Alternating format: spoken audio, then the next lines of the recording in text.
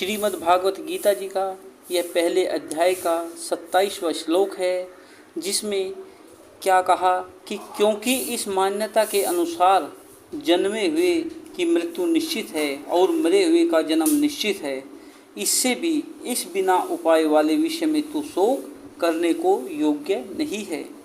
तो प्रश्न क्या हुआ कि ही का यहाँ क्या अभिप्राय है। तो उत्तर में क्या कहा कि ही हेतु के अर्थ में है।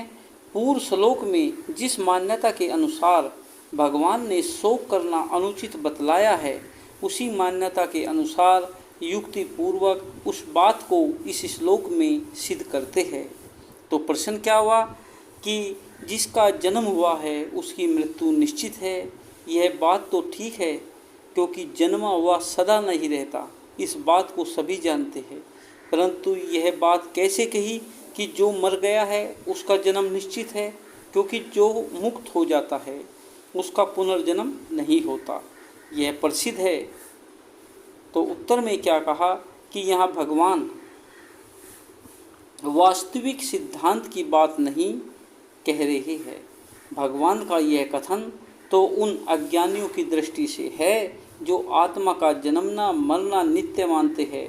उनके मतानुसार जो मरण धर्मा है उसका जन्म होना निश्चित ही है, क्योंकि उस मान्यता में किसी की मुक्ति नहीं हो सकती। जिस वास्तविक सिद्धांत में मुक्ति मानी गई है उसमें आत्मा को जन्मने मरने वाला भी नहीं माना गया है। जन्मना मरना सब अज्ञान जनित ही है। तो प्रश्न क्या हुआ कि तस्मात् पद का क्या अभिप्राय है तथा अपरिहार्य अर्थ का क्या भाव है और उसके लिए शोक करना क्यों अनुचित है। तो उत्तर में क्या कहा कि तस्मात् पद हेतुवाचक है। इसका प्रयोग करके अपरिहार्य अर्थ से यह दिखलाया है कि उपयुक्त मान्यता के अनुसार आत्मा का जन्म और मृत्यु निश्चित होने के कारण वह बात अनिवार्य है, उसमें उलटफेर होना असंभव है।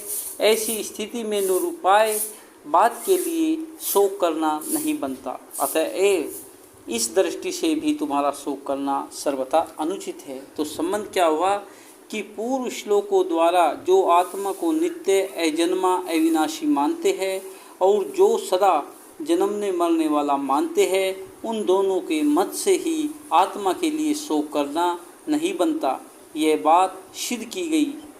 अब अगले श्लोक में यह सिद्ध करते हैं कि प्राणियों के शरीर को उद्देश्य करके भी शोक